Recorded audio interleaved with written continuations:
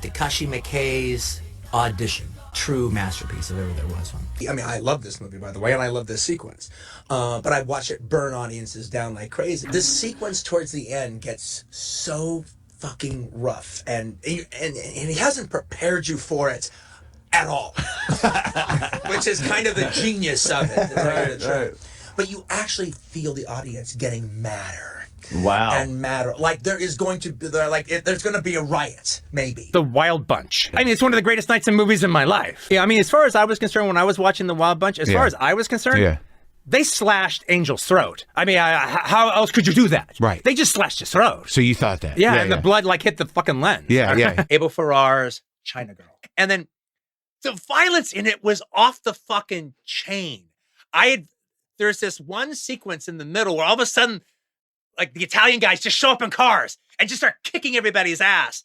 And it just, whoa! It took me by surprise. I completely forgot about that scene. That grabbed me as much as any violence in King of New York because it was so unprepared. Mm-hmm. Well, I think this is the classic. The Benny guy, all right, getting blown away, walking through the brothel and getting executed in the phone booth. The reason I would make that a separate thing on its own is I think that announces the style. Mm-hmm. That set piece of that character announces the style that we're going to be watching for the rest of the film. And Walken killing fucking Caruso at the goddamn funeral. At the funeral, one of the great fuck yous of all time. Yeah. I have one of the great shotgun deaths of all time. I have some. Actually, one of my favorite parts of it is them going, "What the fuck?"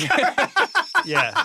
That's actually a great moment. You just don't expect it. Yeah. I mean, even like when you've seen it before you, it's a thing that's easy to forget. Yeah. The original Roadhouse. It has actually the rough violence of an Italian crime, 70s crime movie. Yes. And one of the great bad guy lines in the 80s was after hearing about how tough this guy is forever, the bouncer guy that Patrick Swayze plays, when he finally fights the bad guy at the end, and the bad guy gets him in a clinch and goes, "I used to fuck guys like you in prison." I used to fuck guys like you in prison. Yeah, it's a great line.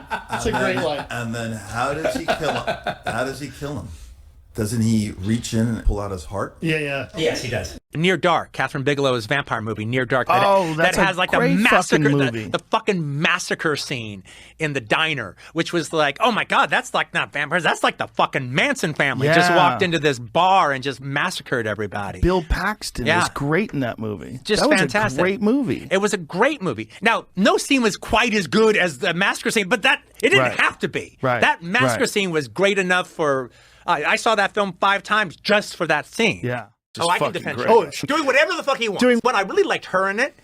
But when she beats the shit out of that guy, that's so fucking cool. When she beats the shit out of the guy at the end, and the guy who fucked over her girlfriend and like beat up his girlfriend, and then she does these spinning roundhouse kicks and beats the fucking shit out of the guy. I was like, yeah, Elizabeth Berkley, go! Silent Night, Deadly Night. Yeah, I was just gonna bring that one up. I mean, it's amazing.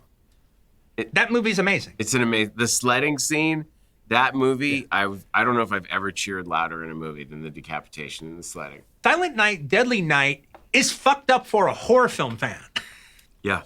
If you've seen all the slashers, you're a little taken aback by Silent Night, Deadly Night. There's something really uncomfortable about that movie, and it's very violent. I'm a big fan.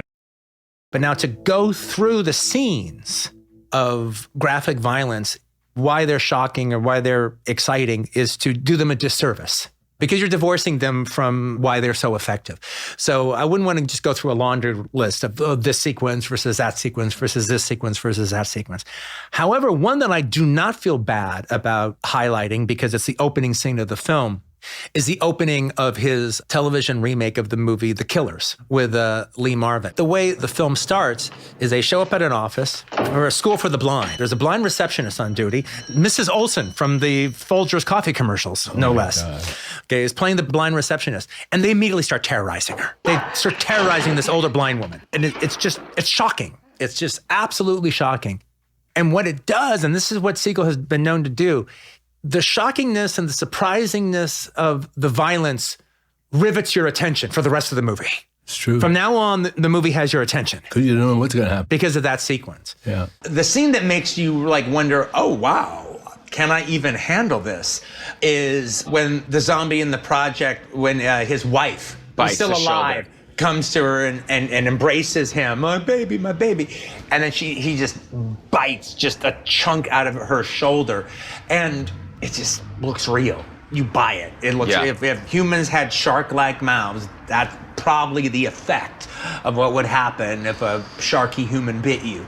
And it just an effect we had never seen before, and it draws a line in the stand. Oh, am I ready for the rest of this? Russ Meyer's Super Vixens. Reading a whole lot of the reviews that Kevin Thomas used to write for the Los Angeles Times. And then I come across the review for Super Vixens. And then he makes this big thing about, and then there's this violent scene that happens. It's just so terrible. It's just so terrible. And it keeps going on, and it's just so awful, and it just completely derails the entire movie. And you can never quite get into it again because it's just so horrific, and it's just so awful. And it's too bad because up until then, the film had this really sense of great spirit, and then the movie tries to get that same spirit again, and it kind of does. It slightly does, but it's marred by how ugly that scene was. Well, I gotta see this fucking movie.